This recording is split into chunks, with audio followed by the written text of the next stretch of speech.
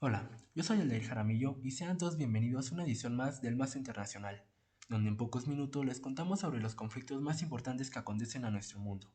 El día de hoy les contaremos sobre la Guerra Civil de Siria, que inició en el año 2011. Abordaremos los orígenes de este conflicto, los actores nacionales e internacionales que toman parte y su papel en el derecho internacional. Para ello tenemos dos invitadas internacionalistas que nos compartirán su gran conocimiento sobre el tema. Ingrid Alvarado, experta en temas de Derecho Internacional con doctorado en Estudios Internacionales por la Universidad de Toronto, y Jimena Cisneros, experta de Seguridad Internacional con maestría en Derecho Internacional por la Universidad Complutense de Madrid. Corría marzo de 2011. Las calles de Damasco en Siria se veían envueltas de gente protestando en medio de lo que hoy conocemos como la Primavera Árabe, un movimiento social donde miles de personas a lo largo del mundo árabe salieron a manifestarse pidiendo más democracia y derechos humanos. Si bien en lugares como Túnez o Egipto funcionaron un poco, hubo países como Siria donde la respuesta del gobierno fue de violencia, represión y un enfrentamiento que buscaba la salida de Bashar al-Assad, presidente del Estado sirio, quien llegó al poder tras suceder a su padre Hasef al-Assad tras su muerte en el año 2000, y ha estado en el poder desde entonces, apoyado por el partido Ideología Baaz, la cual ya ideas socialistas, laicas y el sueño de una sola nación árabe. El gobierno de Bashar se ha caracterizado por supuesta corrupción, totalitarismo y violación a los derechos humanos. Teniendo entendido quién es Bashar al-Assad y la ideología Baaz, ¿cómo es que se origina este conflicto? Gracias, es un placer para mí estar aquí con ustedes para compartirles un poco de esta información.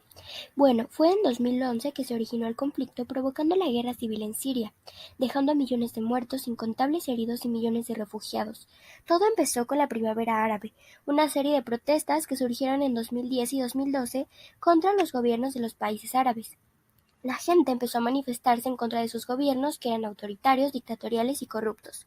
En Siria empezaron a manifestarse contra su dictador Bashar al-Assad, pero él respondió a las protestas abriendo fuego a los manifestantes y provocando muchas muertes. Esto provocó que muchos empezaran a armar para luchar en contra del gobierno, creándose dos grupos, los rebeldes o la oposición y los que apoyaban a al-Assad.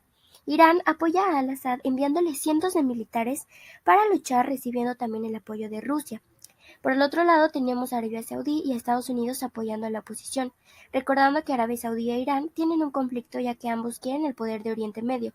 Podemos resumir que este conflicto fue causado por manifestaciones y posterior rebelión armada de una fracción del ejército y otros grupos armados, así como una intervención de diversas potencias en favor o en contra del gobierno de al-Assad y la entrada del grupo terrorista insurgente Estado Islámico provenientes de Irak. Como hemos visto hasta ahora, la oposición tuvo un rápido crecimiento y los enfrentamientos fueron escalando hasta convertirse en una verdadera batalla de suma cero. ¿Tenemos algún punto exacto en que este conflicto se define como guerra civil? Esa es una excelente pregunta, pero antes de responder me gustaría agradecer la invitación. Es un verdadero placer estar aquí. Ahora bien, entrando en materia, si hablamos del caso sirio, hablamos de la presencia de varios movimientos beligerantes que han llevado a catalogar la situación como un conflicto armado no internacional o guerra civil. Esta calificación de conflicto armado no internacional se puede dar por tres actores: las partes contendientes, órganos de la comunidad internacional como la ONU o el Comité Internacional de la Cruz Roja. Es decir, que varios actores internacionales pueden calificarlo como tal y por ende no podemos hablar de un único punto en el cual el conflicto sirio haya sido calificado como una guerra civil. Por mencionar a algunos de los actores que han calificado el conflicto sirio, en junio de 2012, Erbil Atsu, el subsecretario general para Operaciones de Paz de Naciones Unidas, declaró que el nivel de violencia incrementó a tal grado que el conflicto ya se podía catalogar como una guerra civil, y añadió que el gobierno sirio ya había perdido el control sobre una parte importante del territorio. Un mes después, el Comité Internacional de la Cruz Roja declaró que el conflicto escaló y que los combatientes tenían un poder de influencia en varios puntos del territorio sirio. Hisham Hassam, el entonces portavoz de la organización, expresó que Siria ya se encontraba en un conflicto armado no internacional. Por otro lado, el presidente sirio, Bashar al-Assad, no ha reconocido que el territorio sirio se encuentre bajo un conflicto armado no internacional. Para él, se encuentran en una lucha contra grupos terroristas. Sin embargo, la calificación que han hecho los actores mencionados es de suma importancia porque desde ese momento las partes involucradas deben regirse por el derecho internacional humanitario. De la oposición, sabemos que todo inició con pequeñas manifestaciones, las cuales comenzaron a armarse y organizarse para convertirse en fuerzas militares de gran poder, que a pesar de diferencias ideológicas comparten un mismo objetivo: derrocar el régimen de Al-Assad. Pero ¿cómo podríamos definir de mejor manera la formación de esta oposición? Como mencioné, en el caso sirio hablamos de la oposición como un movimiento beligerante. Con esto nos referimos a un grupo organizado política y militarmente que se ha sublevado contra el gobierno de un Estado y que ha logrado controlar una parte importante del territorio del Estado a través del uso de la Fuerza Armada. El conflicto ha durado ya más de una década y durante estos años se ha visto un variado grupo de opositores. Por mencionar algunos de los más importantes, tenemos al Ejército Libre de Siria, que se fundó en 2011 por militares que dejaron las Fuerzas Armadas del Estado y se unieron a la rebelión. Estuvieron activos en gran parte del país hasta 2015-2016 y para 2018 se unieron a Turquía y el Ejército Libre de Siria pasó a ser nombrado Ejército Nacional Sirio. Actualmente tiene una pequeña presencia en el noroeste del país. Asimismo, se ha observado la participación de grupos yihadistas como el Frente al-Nusra, fundado en 2012 y asociado con Al-Qaeda, teniendo presencia en Siria y Líbano. El Frente sigue una organización militar conformada por brigadas, regimientos y pelotones, liderados por Abu Muhammad al-Golani.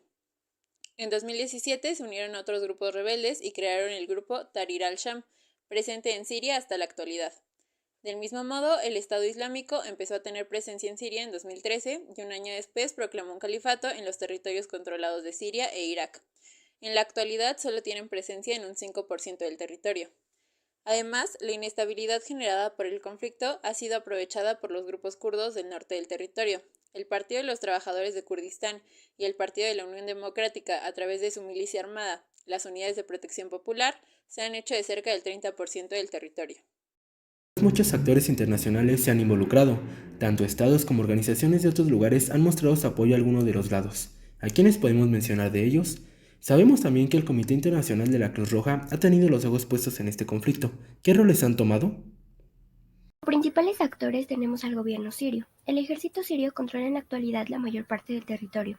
Entre los integrantes más destacados de la oposición siria destacan varios grupos que se formaron durante el comienzo del conflicto o bien han llegado al país desde el extranjero. Recibió sofisticado armamento y apoyo militar de Estados Unidos, Turquía y algunos países del Golfo, lo que ha aumentado notablemente la capacidad de combate de los rebeldes islamistas. El Frente Islámico también está afiliado al SNC. Podemos concluir que participa en el gobierno sirio una delegación de la oposición, la llamada Comisión Suprema para las Negociaciones, y un mediador de la ONU.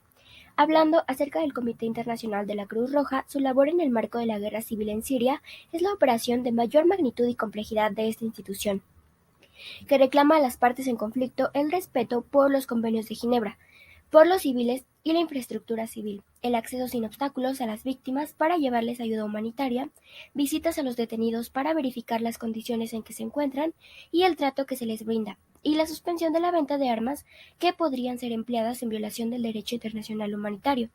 El Comité Internacional de la Cruz Roja trabaja con la Media Luna Roja Árabe Siria para proporcionar agua potable y mejorar los servicios de saneamiento, así como distribuir alimentos y otros elementos esenciales, pero dada la afluencia constante de personas, el acceso a las letrinas y a las instalaciones sanitarias ya no es suficiente y es necesario construir más.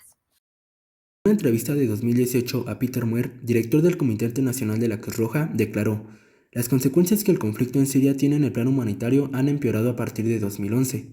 Este conflicto se caracteriza por violaciones frecuentes del derecho internacional humanitario, como ataques indiscriminados en zonas urbanas, ataques dirigidos contra la población civil y servicios esenciales, como suministro de agua y asistencia de salud, y uso de armas prohibidas son algunos ejemplos.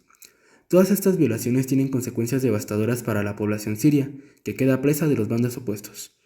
No podemos debatir el rompimiento de muchas de las reglas que se dictan en los convenios de Ginebra, pero ¿consideran que hay alguna otra situación donde el derecho internacional ha sido violado y tenemos acaso algo donde se haya podido efectuar de forma positiva?"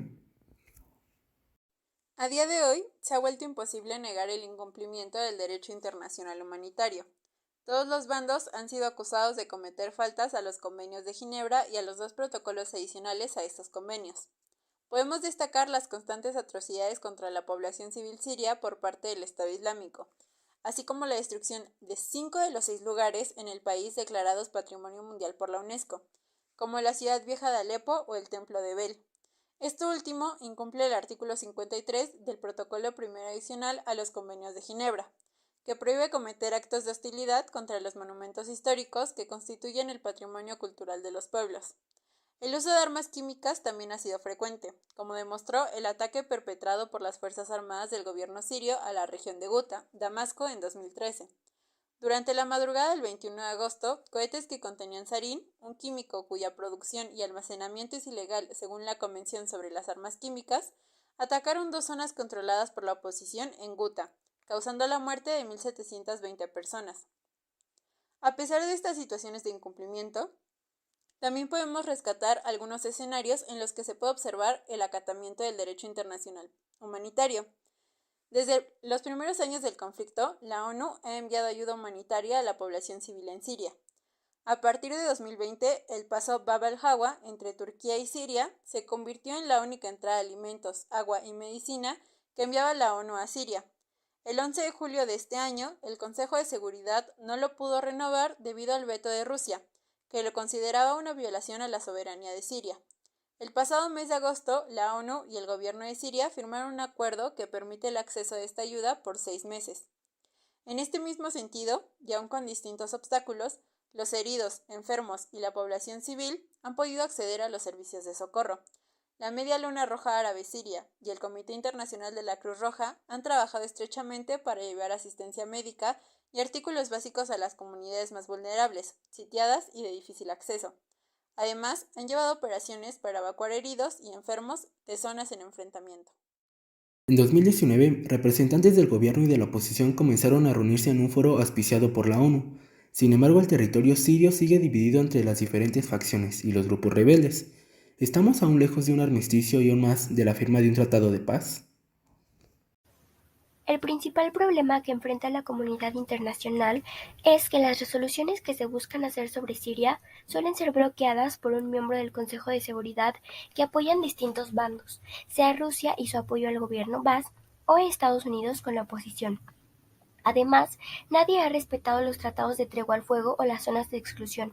Actualmente el país sigue dividido. Bazar controla el este, los kurdos tienen todo el norte y el resto del país hay diferentes grupos controlándolo. La crisis humanitaria que se vive en Siria cada vez es peor. Se estima que el 90% de la población está en pobreza. Hay cerca de 100.000 desaparecidos y más de 12 millones de personas han tenido que dejar sus hogares. Además, el gobierno de Bashar se ha declarado en contra de Israel y los acusó de atacar su aeropuerto, todo en medio del conflicto que estos sostienen con Hamas, alto que puede generar cierto interés en entablar negociaciones para situarse en un nuevo conflicto. Otro tema importante es que Siria fue reincorporado a la Liga Árabe después de 10 años de ausencia, justo en la reunión especial que tuvieron estos países en torno al conflicto de Israel. Los frentes siguen ardiendo, el país está dividido y cada vez más sumergido. Sin duda la guerra en Siria nos hace ver las carencias que tiene el sistema internacional para mantener la paz, pero a su vez aporta mucho para poder conferir y entender de mejor forma el derecho internacional. Esperamos que pronto pueda encontrarse un camino para la paz. Muchas gracias por acompañarnos en una edición más del Más Internacional. Nos vemos pronto en el próximo video.